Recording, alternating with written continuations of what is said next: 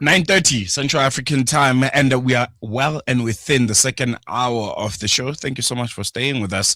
And we're going to be kickstarting the second hour of the show, the middle part of the second hour of the show, with a very, very interesting conversation. South Africa's immigration debate.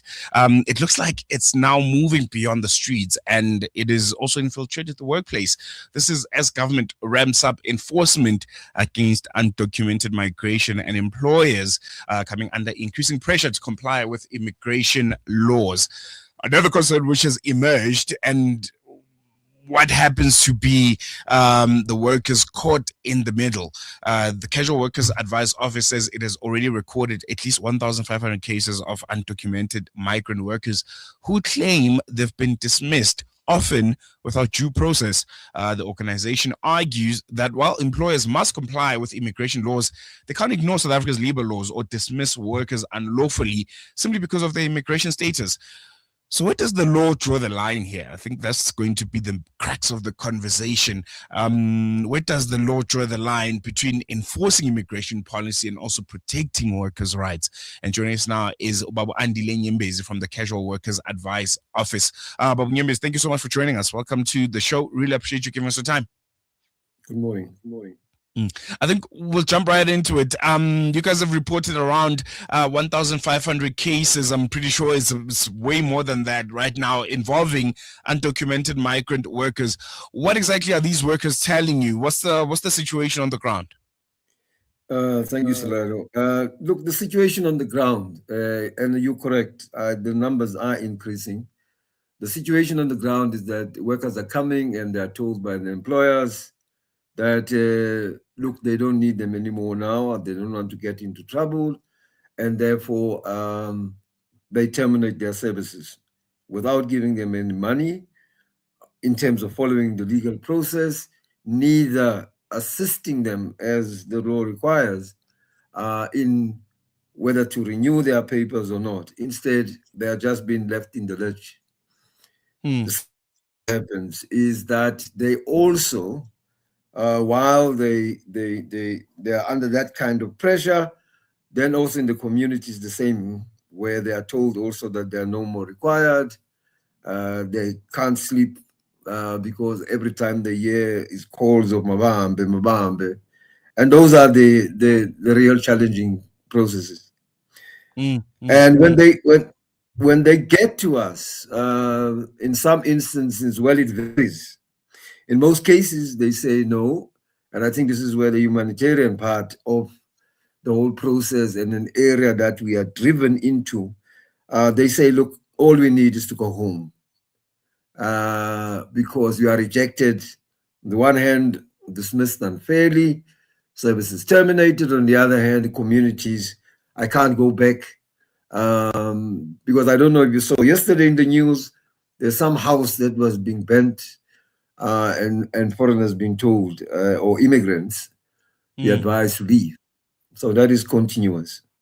And it's flooding and we having to attend. We also, at the same time, go to different embassies to seek, because we are not able to house people or workers and therefore try and find ways to get them to the embassies.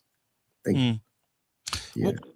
What were employers supposed to be doing in this case? Because I think it's a catch-22 kind of situation where labor laws have obviously been flouted here. People were hired without proper documentation, which in its own is a crime, and it looks like government is clamping down on that quite hard. But also, as you mentioned, there's a humanitarian aspect of it where people just can't be discarded like they never existed by their employers simply because now they feel like they are in danger of being caught out by law enforcement agencies. What should have been the middle ground here? What should have employers have done or should be doing right now to make sure that those that want to go home are repatriated in a dignified manner, and those that want to remain and want to, continue working are, documented and are hired with, the appropriate documentation which allows them to work in South Africa? Yes, Lilo. You see, the issue is, I mean, there's no catch 22 for us in this situation, because Mhm, what seems to be the problem is that the employers are exploiting the situation. For example, you would take that an employee has been working with them for 15 years. Now, the mm, requirements are, if the person's permit or visa or whatever has expired, the employer's got a duty to assist in that instance. Instead, what employers, they don't do that. Let me make you an example. There were employees from Venture. We only discovered they are Malawians. A company that was in Durban. The company was sold. The new owner of Chinese origin took over the company. When he took over the company, and at that time the employees were staying, I think, in Emandene or somewhere in the township, mhm, and they were robbed, and they lost their papers and their passports. They then said to the employer, "Look, employer, at the moment we can't," because the employer then wanted to relocate his business and relocate it to Johannesburg. The employee said to him, "Look, we can't because we want to go and fix our papers." He said, "No, no, no. Let's go ahead. mm, We will fix the papers in Johannesburg." When we got to Johannesburg, when they got to Johannesburg, he let them all stay within the company, mm, right? They work 24 hours.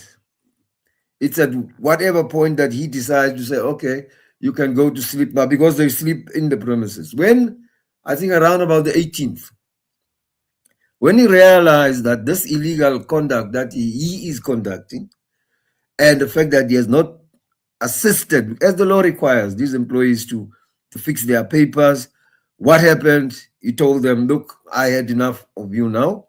I'm off to China." So those are the situations that these employees are pressured under. Now, also, just last week, a group of about 38 employees were locked into the company by the employer, who said, "Look, they do not have papers," and called the police. mm, We first saw the people who were not in uniform, and when we saw those people, they then said, "Look, they are police and what," but it happened to be extortionists who are working in conjunction and in tandem with the police. The police came, and we said to the police, "Why don't you arrest the employer?" Because mm, these workers have not only came about now. The employer has employed them knowing that they don't have papers or not renewing their papers. So why do you not employ the? So what then happened there? They were taken to jail. The employer went home as normal. We don't know, because in terms of the law, if the employer is like harboring and mm, abetting illegal people, if that is the case, therefore you are also liable for them to have been found at your premises. But that the law does not apply in a fair manner. It's interesting that you speak about the law, because I think it's bordering on my next question.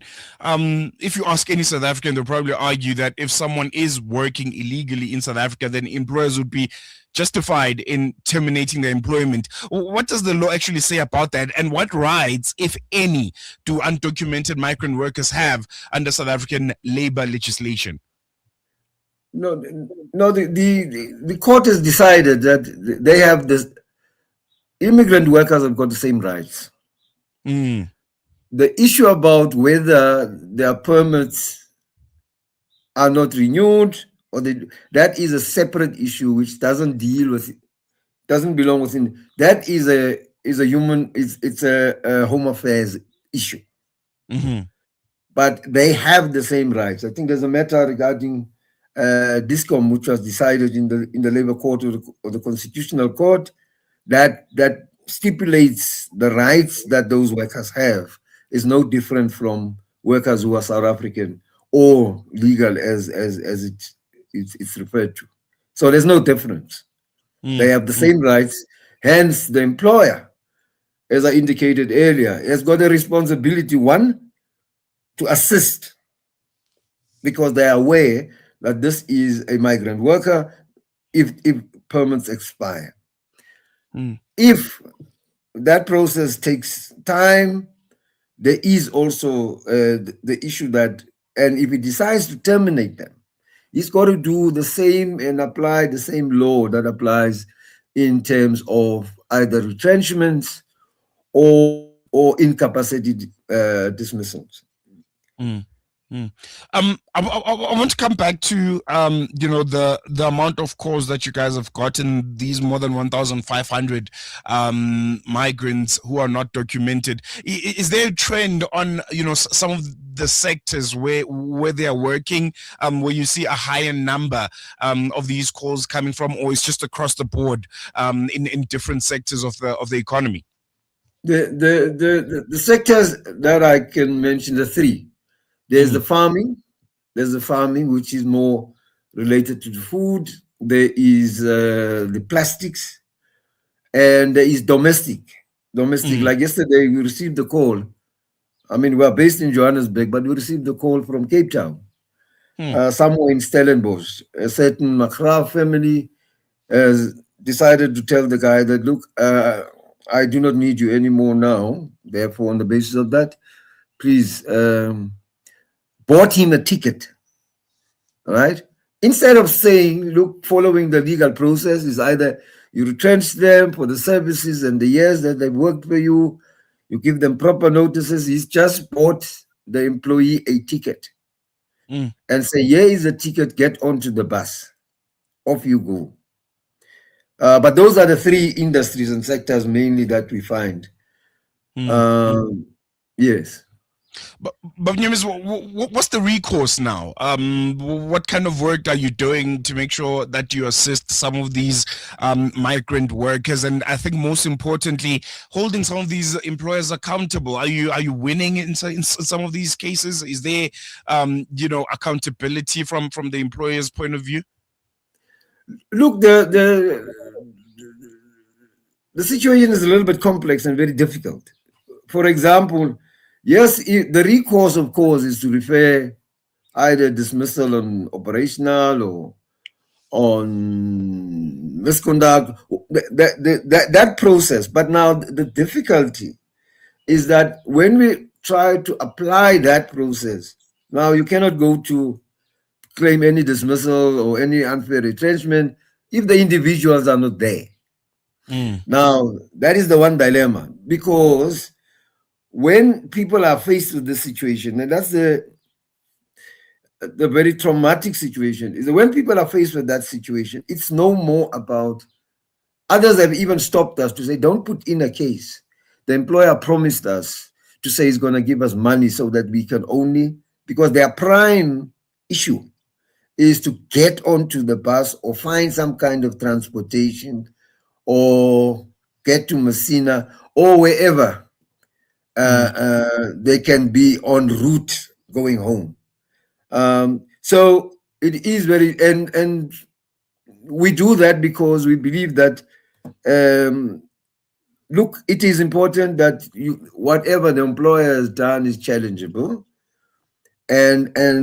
but because they are saying, look, my life is important at this point. All I need is to go home. And home is not in the townships. Home is I want to go to Malawi, I want to go to Zimbabwe, or I want to go to Mozambique. So we are then steered in that direction. So there's no legal process we can follow, except for trying to find places for them to sleep, something to eat, and ensure at least they are able to get to the embassies in the different areas.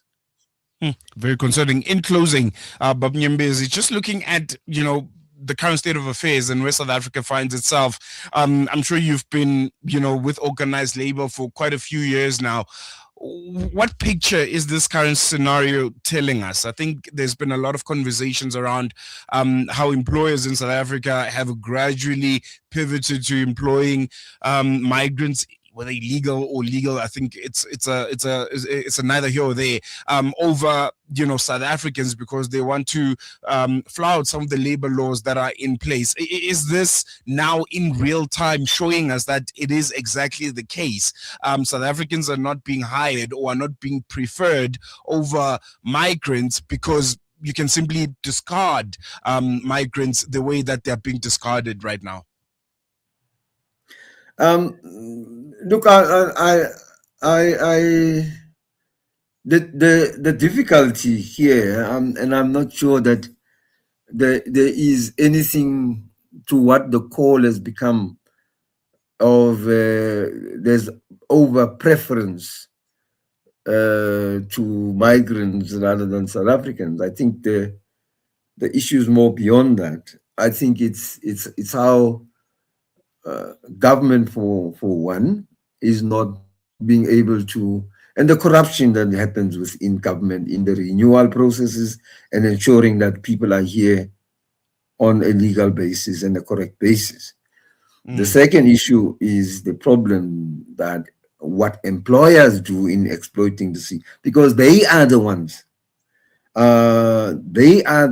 who are actually, because if you look at the farms, for example, how do people in groups get to the farms? Now that's past the border. That's probably how that was organized underhand with extortioners. That's the other issue is that the silence of the trade union movement is quite revealing, because even in the workplaces they're not even dealing with this issue and ensuring and protecting these kinds of workers, because they have the same notion that they are those ones, not like us. And we are saying our intervention at this point and calling upon the labor movement that there's a responsibility here which goes beyond the borders of South Africa, and to defend these employees, and very little of that is happening. There you have it, Baba Andile Nyembezi from the Casual Workers Advice Office. Thank you so much for joining us, and I think for shedding light on that very, very concerning state of events. We're going to take a quick break. News and Views will be back with you after this. Thank you very much.